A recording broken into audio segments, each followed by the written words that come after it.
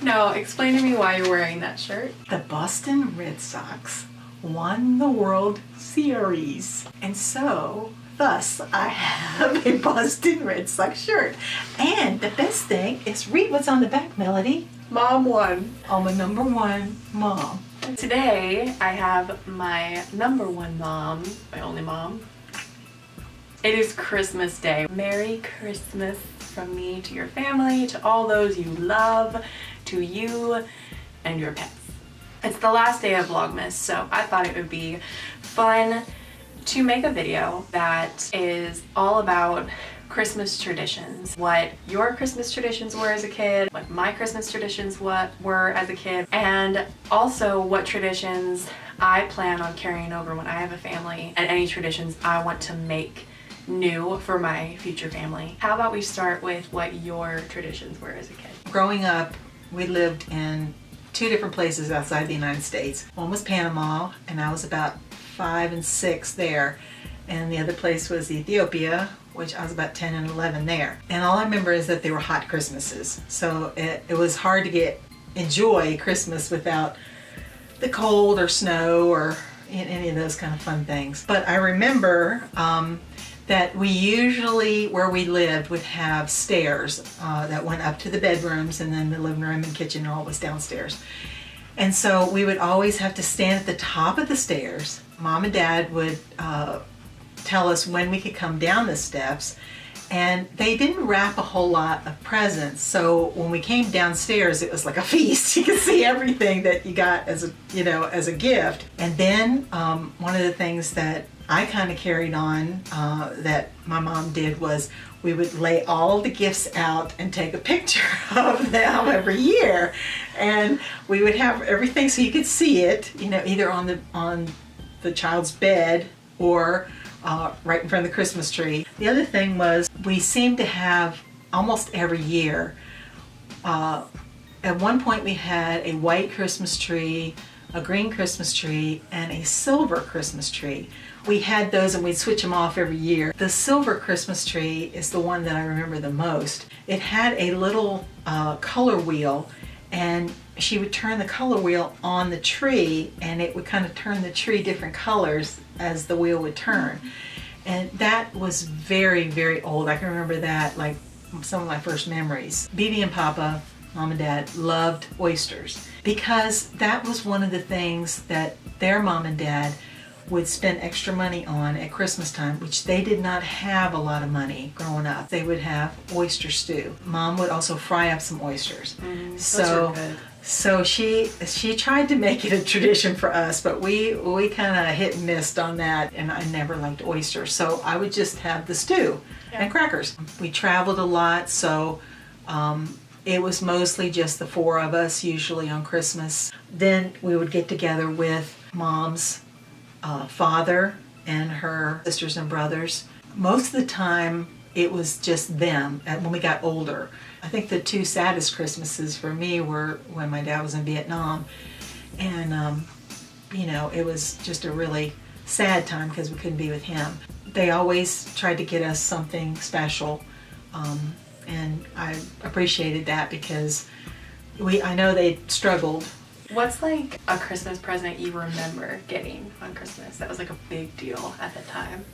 It was a doll called Chatty Cathy, and you pulled her hands together and she would talk. And she had like 5 or 6 things that she would say. She was like maybe 2 feet tall. I just can't imagine like you put it on the floor and you go to bed and you wake up at like 2 o'clock in the morning, you look over and there's just a doll sitting there staring at you like... No, I cover her head. You did? I did cover her head.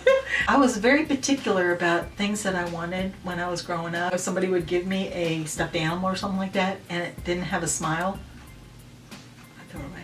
I'd give it to somebody. Chatty Cathy was no doubt the best Christmas present I ever got. Traditions that we had growing up. I don't remember very many because like I was so young that like I don't remember them clearly. I remember we had a fireplace, so I was so excited about having a fireplace, and I was so upset when we put the couch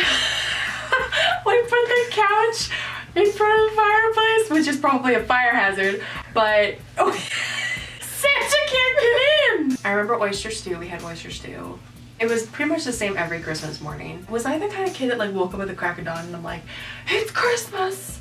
I was? When you got a little bit older, when you were in your sassy 4 and 5s. I don't remember much from my sassy phase because every time you guys bring it up, I'm like ashamed. You were cute at that time. If it had gone any further, it would have been bad. We'd always have breakfast first. Like, when you got a certain age, yeah. I don't remember the years where like, as soon as we woke up, we were like tearing into them. I don't remember that phase. I only remember the years where you were like, no, we're having breakfast first. Eggs, bacon, sometimes biscuits and gravy. Classic Southern stuff. And then we would go into the living room and we would have activities to do first before we could open our presents. Read the Christmas story, and then it varied year to year what kind of activity we would do after that. What we would either like sing a song or play some sort of game. We ran around the group and talked about like what we're thankful for that year and everything. And then it varied year to year how we opened the presents. Get all of our presents from under the tree and like section them out for each person. Some years we would just like dive in. We got a little bit older, you're like, no, everybody opens one present at a time and then it comes back to you and you open another one. It was like so drawn out. I remember there was a certain amount of years where I was like, I hate this. Here's the thing. The reason I never said anything, and the reason why I tried to be like the good little girl, I felt so bad for feeling like I just want to open the presents, I don't care about anything else. I felt so bad about feeling that way. So I just shut up and I was like, this is the right thing to do. This is a good thing. Yes, suppression is very good. I feel like we don't really have traditions for like now. Yeah. We had traditions then, but like traditions now, like we could definitely make them. I feel like it's just more complicated now because there is so much going on in our lives. The hardest thing for me is that I wanted to make Christmas what it really meant. And that wasn't what you all were thinking at the time. Well, and I understand that. And I wanted you to remember some of the things that we did, some of the games that we played. I remember we have this manger. My dad literally made, I'm going to say this now because it still bothers me. My mom instilled this into my brain and it didn't hit me how wrong it was till years later. Every year I'd set it up. No, you can't put little baby Jesus in the manger. He's not born yet. Put him behind the manger.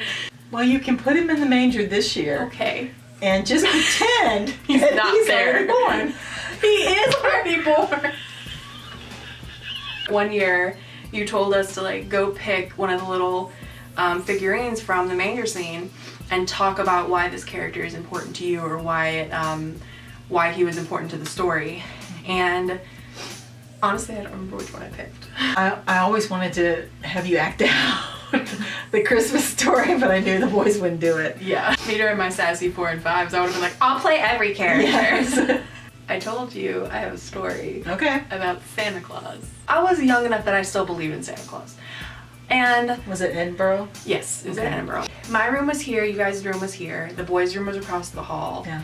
The door to downstairs was right next to the boys' room. Yeah. So there was this little like square area right there. Mm-hmm. And in the middle of all of that was the bathroom. Mm-hmm. You're standing in the middle of that square. You can look over and see into the living room. Mm-hmm. And then you go down the hall and there's the kitchen back there. That year, our tree was in that corner that you literally could see it walking through that little square hallway to the bathroom. So it was the middle of the night and I get out of bed and I have to go to the bathroom and I look over and I was so sure that I saw like Santa. But also part of me was like, it could have just been like a person, which is a little scary. Me being the smart little girl that I was like, I'm gonna go check on my parents. And I open the door and I see 2 people in that bed. And I'm like, I'm gonna go to the bathroom and go back to bed. I know, it could have been a dream. It could have been just my mind playing tricks on me. It was Christmas Eve. I wanted to see Santa. I remember waking up that next morning and I'm like, I went to the bathroom last night. Did I see Santa? I always put different ornaments on the tree, just the ones that there's no matching ones. It's all different ones. Hello. When I was younger, it was almost a tradition that every year me and my mom would put up the Christmas tree and decorate it. And I remember we would always go through the ornaments and look at them and be like, oh, do you remember this? Like, you made this when you were like 6 or something. I think it was when I was a teenager. I think when I was like maybe 16 or something. I was really interested in like interior design and everything being kind of cohesive. I want the tree to have just regular like red ornaments on them, nothing like clashing. Like I liked that idea. And now, like this year, I have 2 trees that are totally random, that like aren't even Christmas related almost. I know for one of the traditions I want when I have kids and I have a family, when I have kids and they start making those ornaments, that tree is gonna be like everything, and I'm excited for that. Like I know why that was how we did it. How many nutcrackers do you have? I have more than 50. I'm not sure exactly how many. I thought you were going to say 30. I had no idea you had more than 50. Yeah, I've got it written down upstairs somewhere, but... What's your favorite nutcracker? I have so many that it's really hard to choose. There's a couple of them that my mom gave me. One of them is a soldier one. Oh, and yeah. I really like that one. You should get a Red Sox one. Yeah. That would be awesome. Great. Yeah. We like to go look at Christmas lights. Oh yeah. I remember vividly one year we did this and I wanted it to be a tradition. We went to the candlelight service at church, and then we went and we got hot chocolate from like Sheetz or McDonald's or something, because those were the only 2 places open. And then we just drove around different neighborhoods and looked at Christmas lights. And I was like, this is the best. Other traditions that I plan on making for my future family: driving around to see Christmas lights, making like a memory tree. I always have felt like Thanksgiving and Christmas, they're so close. And like the traditional family meals for those 2 holidays are so similar. I want to personally do something totally different. I would love to do a classic Christmas breakfast, like pancakes, waffles, biscuits and gravy probably.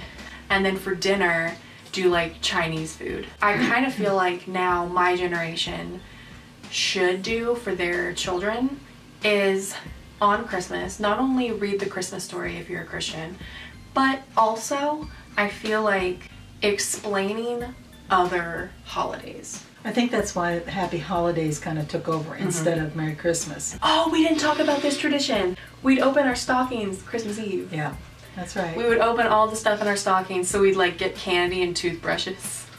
That's still a tradition. Yeah. Every year, toothbrushes. Candy and toothbrushes. I kind of want to do this, especially when I have kids. I saw this thing online where it's like Christmas Eve, you give them one present, and that present is a new set of pajamas and a movie, like a new movie. You put on your PJs, you settle in, you pop some popcorn and watch a movie together, go to bed, and then Christmas morning. So you kind of have like a pre-celebration. We tried to go to church on Christmas Eve as often as possible. So that was kind of a tradition. That's something that I just always wanted for our family.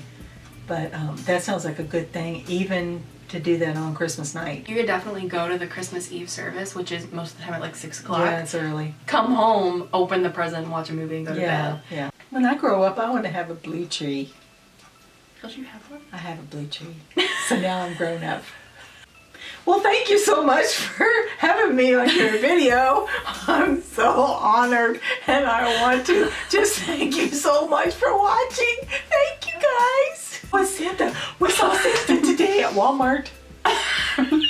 My jaw hurts from laughing so much. We used to leave cookies out. I remember that. And I even did it like living here, like as a teenager. I remember that because I'm like, Dad's gonna get hungry, putting the tree, putting the grits and the blood. Cut. Okay. Thank you guys for watching. Merry Christmas. Merry Christmas. Oh, it's blinking. Slow zoom in on the face. Stop doing mouth. Thank you for being in my video for Christmas. It was such an honor. Till the next video, hang loose. Do the hang loose. That's wrong.